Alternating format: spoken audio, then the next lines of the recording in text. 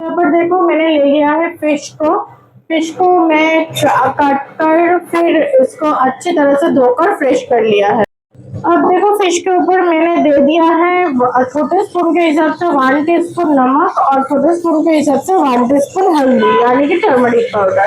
अब सॉल्ट और turmeric powder देकर फिश को मैंने अच्छे से मिक्स कर लिया है। मैंने यहाँ पर कढ़ाई पे दे दिया है मस्टर्ड ऑयल।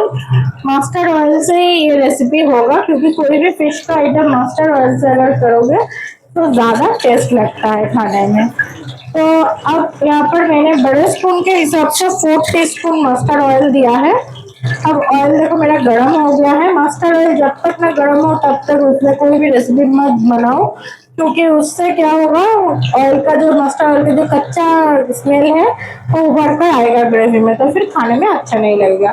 तो यहाँ पर देखो मेरा ऑयल गर्म हो गया है, ऑयल से धुआं उठना स्टार्ट हो गया है। अब मैं गैस को लो फ्लेम करूंगी और इसमें इसको फ्राई करूंगी। तो यहाँ पर देखिए आप लोगों को लग रहा है कि यहाँ पर तो ऑयल बहुत ही ज्यादा है। हाँ, यहाँ पर ऑयल ज्यादा मैंने दिया है क्योंकि फिश को मैं फ्राई करूंगी और फिश को फ्राई ऑयल में ज्यादा ऑयल में डीप फ्राई करना चाहिए फिश को, क्योंकि उससे क्या होता है फिश का जो कच्चा जो स्मेल होता है वो हट जाता है और फिश अच्छे तरह से फ्राई होता है। अगर कम ऑयल से फिश फ्राई करोगे या शैलो फ्राई करोगे तो फिर फिश का जो कच्चा स्मेल है वो रह सकता है ग्रेवी में, इसलिए फिश को ऑलवेज ज्यादा ऑयल से फ्राई करना चाहिए। आप फिश को ऐसे ही मैं फ्राई करूंगी। एक साइड तो ऑयल में है तो उस साइड में जब तक ना ब्राउन कलर हल्का ब्राउन कलर आ जाए तब तक मैं फिश को नहीं पलटूंगी। एक साइड हल्का ब्राउन कलर आने के बाद मैं फिश को पलटा कर दूसरे साइड में फ्राई करूंगी। देखो मैंने फिश को ऐसे ब्राउन कलर होने तक फ्राई कर लिया है। फ्राई करके इसको साइड में रख दिया है। अब कढ़ाई में फिश फ्राई करने के टाइम मैंने तो बहुत ऑयल दिया था क्योंकि अच्छी तरह से फ्राई करना जरूरी है। तो फिश फ्राई हो गया है। तो अब जो एक्स्ट्रा जो ऑयल था वो ऑयल मैंने उठाकर साइड में रख दिया है। दूसरे कोई भी अंडा का, फिश का या चिकन मटन का रेसिपी में वो ऑयल यूज कर सकते हो। तो अब यहाँ पर मैंने एक्स्ट्रा ऑयल उठा के मीडियम साइज का स्पून के हिसाब से 2 टीस्पून ऑयल मैंने कढ़ाई में छोड़ दिया है। अब इसमें पहले ही मैं दे दूंगी होल जीरा। यहाँ पर होल जीरा मैंने मीडियम साइज का स्पून के हिसाब से दिया है वो 1 टीस्पून, सॉरी छोटे साइज का स्पून के हिसाब से मैंने यहाँ पर 1 टीस्पून होल जीरा दिया है। अब जीरे को थोड़ा ब्राउन कलर आने के लिए वेट करना पड़ेगा। अब इस टाइम मैं यहाँ पर दे दूंगी पहले ही नमक।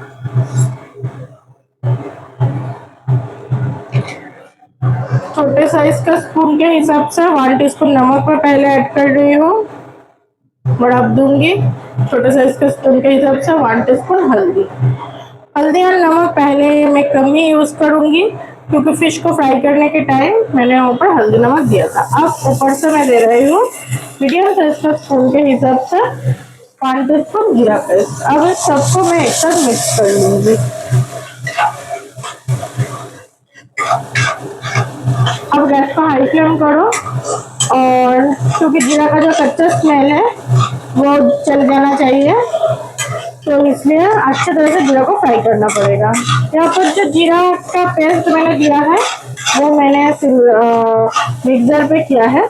अब लोग चाहो तो सिलबट्टे पे भी कर सकते हो। अब मैं इसमें दे दूंगी अदरक का पेस्ट। जहाँ पे जीरा का पेस्ट बनाओ दरदरा पेस्ट होगा नहीं चलेगा, अच्छा सा स्मूथ सा मुलायम पेस्ट होना चाहिए। अब मैंने इस पे दे दिया है अदरक। यहाँ पर मैंने मीडियम साइज का स्पून के हिसाब से 1 टीस्पून अदरक दिया है और मैंने दे दिया है ग्रीन चिली। ग्रीन चिली से ये रेसिपी होगा पूरा, रेड चिली से करोगे तो फिर अच्छा नहीं लगेगा खाने में। तो अदरक का जो पेस्ट मैंने दिया है वो भी मैंने यहाँ पर मिक्सर पे किया है। आप लोग चाहो तो सिलबट्टे पे भी कर सकते हो, लेकिन अदरक भी वही सेम बात है, अच्छा सा पेस्ट होना चाहिए, स्मूथ सा मुलायम पेस्ट, नहीं तो दरदरा पेस्ट होगा तो नहीं चलेगा। अब मैं इसमें ऐड करूंगा टमाटो। मीडियम साइज का टमाटो है, उस टमाटो के हिसाब से 1 टमाटो यानी कि 1 टमाटो मैंने यहाँ पर यूज किया है। अगर छोटे साइज का, ज़्यादा छोटे साइज का टमाटो होगा तो फिर आप लोग 2 टमाटो यूज कर सकते हो। अब मैं इसमें ऐड करूंगी थोड़ा पानी। मीडियम साइज का स्पून के हिसाब से 2 टीस्पून मैंने पानी यहाँ पर यूज किया है, क्योंकि पानी इसका यूज नहीं करोगे तो मसाला जल जाएगा। तो पानी देने के बाद आप यहाँ पर देखो मैंने ले लिया है मूली को। मूली को मैंने ऐसे पतला पतला कट कर लिया है, फिर इसको अच्छी तरह से धोकर फ्रेश कर लिया है। अब यहाँ पर मैं इस ग्रेवी में देखो, ग्रेवी अच्छी तरीके से देखो, ग्रेवी का जो एक्स्ट्रा पानी था वो सूख गया है और ग्रेवी से देखो ऑयल छोड़ रहा है, अच्छी तरीके से देखो दिखाई दे रहा है। तो ऑयल जब छोड़ना स्टार्ट हो जाएगा तो ये मूली को इसमें ऐड करना पड़ेगा। मूली को इसमें ऐड करके मसाला के साथ मूली को अच्छे से पहले मिक्स करो, जितना अच्छे से हो सके उतना ही अच्छे से मिक्स करो। मिक्स करके इसको मसाला के साथ अच्छे से भूनो, थोड़ा भुनाई करना जरूरी है। तो ऑलवेज इस टाइम गैस को हाई फ्लेम में रखो और रखकर बीच बीच में पलट पलट कर इसको भूनते रहो।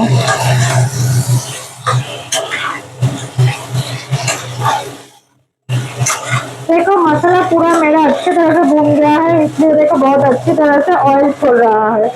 अब इस टाइम इसका मैं ऐड करूंगी वाटर। यहाँ पर मैं मीडियम साइज का जो कप होता है उस कप के हिसाब से 2 कप वाटर मैंने यूज किया है। आप यहाँ पर गैस को हाई फ्लेम में ही रखकर मैं इसको ऊपर से ढक्कन दे दूंगी। ढक्कन देकर इसको छोड़ दूंगी 5 मिनट्स के लिए। अब देखो 5 मिनट्स हो गया है, अब मैं ढक्कन उठाऊंगी। देखो ग्रेवी में अच्छी तरह से बॉईल आ गया है। अब यहाँ पर देखो मैंने ले लिया है पोटैटो को। पोटैटो का मैंने छिलका उतार लिया है, फिर इसको अच्छी तरह से धोकर फ्रेश कर लिया है, फिर इसको मैंने बॉईल कर लिया है। तो यहाँ पर पोटैटो को मैंने 80% बॉईल किया है, तो इसलिए इस टाइम में पोटैटो को इसमें ऐड करना पड़ेगा। पोटैटो 100% बॉईल करने की जरूरत नहीं है, 80% पोटैटो को बॉईल करो, क्योंकि पोटैटो इस टाइम ऐड करना पड़ेगा। 100% बॉईल करोगे तो इस टाइम देखो मूली थोड़ा सॉफ्ट हुआ है, तो पोटैटो को अगर आप लोग 100% पहले ही बॉईल कर दोगे तो फिर पोटैटो गल जाएगा ग्रेवी में जाने के बाद।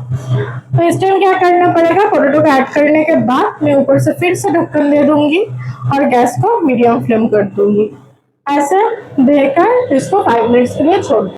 अब देखो 5 मिनट्स हो गया है। अब मैं पहले ढक्कन को उठाऊंगी, उठाकर पहले चेक करना पड़ेगा कि मूली और पोटैटो जो कि 80% बॉईल करके मैंने ऐड किया है वो अच्छी तरह से सॉफ्ट हुआ है कि नहीं। हाँ, ये बहुत ही अच्छी तरह से सॉफ्ट हो गया है, मैंने चेक कर लिया है। अब इसमें पहले ही मैं ऐड करूंगी फ्राई किया हुआ फिश। फिश को पहले ही ऐड करना पड़ेगा और फिश को अच्छे से ग्रेवी के अंदर डिप करना पड़ेगा, क्योंकि अच्छे से फिश को डिप नहीं करोगे तो फिर फिश के अंदर ग्रेवी नहीं जाएगा, और फिश के अंदर ग्रेवी नहीं जाएगा तो फिश ड्राई ड्राई लगेगा खाने में, बिल्कुल भी जूसीनेस नहीं आएगा फिश में, तो फिर खाने में भी अच्छा नहीं लगेगा। अब देखो फिश का एक साइड मैंने पहले डिप कर दिया था, फिर मैं अब पलट रही हूँ, फिश को पलटा कर दूसरी साइड भी मैं डिप कर रही हूँ ग्रेवी में।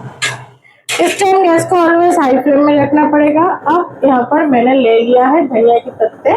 पत्ते को मैंने अच्छे से फ्रेश कर लिया है पहले, फिर मैंने इसको अच्छे से धोकर बहुत ही बारीकी से मैंने इसको चॉप कर लिया है। अब ये चॉप किया हुआ धनिया के पत्ते को मैं इसमें ऐड कर रही हूँ। धनिया के पत्ते देने के बाद अब सबको अच्छे तरह से ग्रेवी में धनिया के पत्ते को मिक्स करना पड़ेगा। जितने अच्छे से ग्रेवी में धनिया के पत्ते को मिक्स करोगे उतना ही ग्रेवी में धनिया के पत्ते का जो अच्छा सा स्मेल है वो खिलेगा स्मेल, और खाने में भी बहुत अच्छा लगेगा। तो अब इसको गैस को हाई फ्लेम करके इसको 5 मिनट्स के लिए छोड़ दो। देखो 5 मिनट्स होने के बाद मैंने कढ़ाई से फिश को उठा लिया है। ये फिश पूरा रेडी है। ये फिश में देखो जो ग्रेवी है वो मीडियम ग्रेवी है, ज्यादा भी नहीं कम भी नहीं, ऐसे मीडियम ग्रेवी इस फिश में रहेगा। ये रेसिपी सबसे अच्छा लगता है नॉर्मल स्टीम राइस यानी कि सादा भात के साथ, और रोटी के साथ भी बहुत ही अच्छा लगता है। तो ये रेसिपी आप लोग बनाओ, बना के खा के देखो, बहुत ही अच्छा लगेगा ये रेसिपी। आप लोगों को अगर मेरा ये रेसिपी अच्छा लगे तो प्लीज मेरे चैनल को सब्सक्राइब कीजिए, लाइक कीजिए, शेयर कीजिए और बेल आइकन को प्रेस कीजिए। Thank you for watching.